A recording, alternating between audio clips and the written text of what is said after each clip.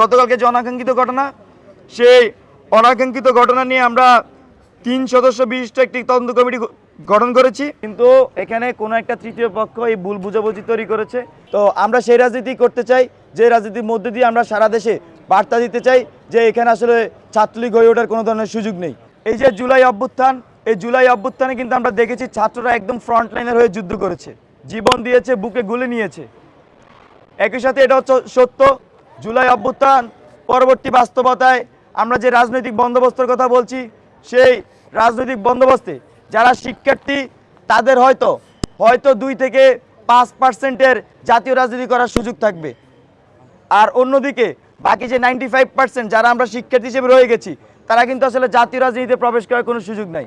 সেক্ষেত্রে আমরা মনে করছি এই যে বৃহৎ রাজনৈতিক জনগোষ্ঠী, তাদেরকে আসলে রাজনৈতিকভাবে টিকে থাকার জন্য আর বাংলাদেশে যাতে কখনোই ফ্যাসিবাদ না আসতে পারে, বাংলাদেশের শিক্ষার্থীরা যাতে তাদের যে মত প্রকাশ, শুধু শিক্ষার্থীরা না, পুরো দেশের মানুষ যাতে তাদের মত প্রকাশ থেকে শুরু করে সকল ধরনের স্বাধীনতা চর্চা করতে পারে।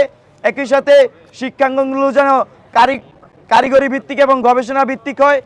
পাশাপাশি আমরা যাতে একটি ন্যায্য একটি রাষ্ট্র পাই, যে রাষ্ট্রের মধ্যে আমাদের মানবিক মর্যাদা নিশ্চিত হবে, আমরা দায়িত্বে রাজনীতি করতে পারবো। আমরা মনে করছি যে এই যে বৃহৎ ছাত্রদের মধ্যে রাজনৈতিক জনগোষ্ঠী, তাদের এই নতুন ছাত্র সংগঠনে অংশগ্রহণ করার সুযোগ আছে এবং সারা দেশবাসীর প্রতি আহ্বান থাকবে, আপনাদের যারা শিক্ষার্থী তাদের প্রতি আহ্বান থাকবে, আমাদের এই বাংলাদেশ গণতান্ত্রিক যে ছাত্র সংসদ জুলাই অভ্যুত্থানের শক্তি থেকে আগত, আমাদের সাথে আপনারা থাকবেন। আমাদের এখনো শেষ হয়নি। আমাদের একটি গতকালকে যে অনাকাঙ্ক্ষিত ঘটনা, সেই অনাকাঙ্ক্ষিত ঘটনা নিয়ে আমরা 3 সদস্য বিশিষ্ট একটি তদন্ত কমিটি গঠন করেছি। আমাদের এই তদন্ত কমিটির প্রধান থাকবেন তাহমিদ আল মুদাসির চৌধুরী, মুখ্য সংগঠক, কেন্দ্রীয় নির্বাহী সংসদ।